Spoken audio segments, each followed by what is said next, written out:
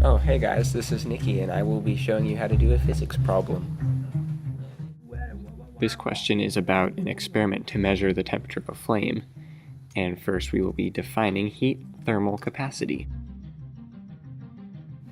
Heat capacity is the amount of energy required to increase the temperature of a substance by 1 Kelvin.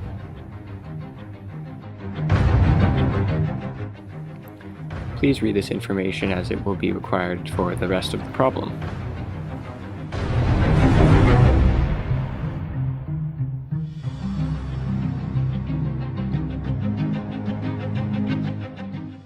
Now we will be doing part B.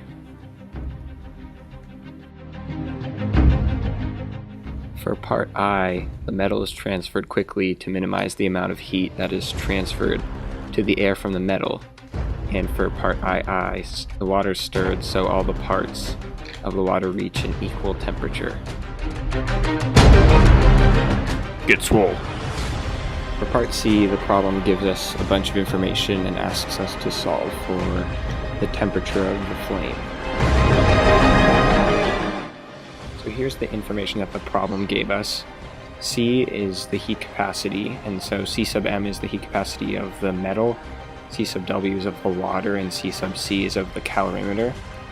T sub w1 is the initial temperature of the water, and T sub w2 is the final temperature of the water, which we can assume is equal to T sub m2, the final temperature of the metal, since the metal was sitting in the water for a while, and then delta T is the change in temperature of the water, which is 65 Kelvin. So know that the change in energy experienced by the metal will equal the change in energy experienced by the water plus that experienced by the calorimeter. So we want to solve for the energy gained by both the water and the calorimeter, which is Q sub C and Q sub W. So first I use the equation Q equals C delta T, or the change in energy equals heat capacity times the change in temperature, to solve for the change in energy of the calorimeter, and then I do the same thing for the water. And we know that the temperature change experienced by the calorimeter is equal to the temperature change experienced by the water.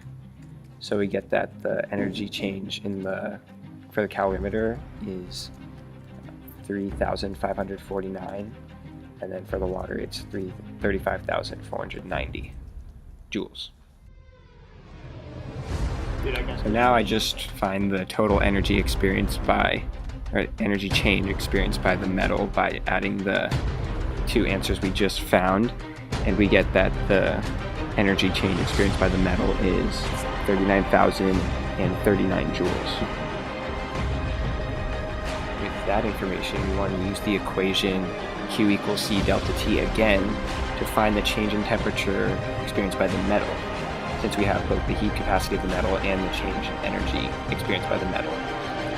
So after plugging in the numbers and solving, we get that the temperature change experienced by the metal is 472 Kelvin, and we know that this was a temperature decrease since the water temperature increased.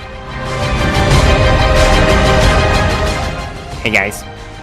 Lastly, we know that the change in temperature is equal to the initial temperature minus the final temperature, and we know that the final temperature of the metal was 353 Kelvin because that was given to us. So now we can solve for the initial temperature of the metal, which is 825 Kelvin, and there is our answer.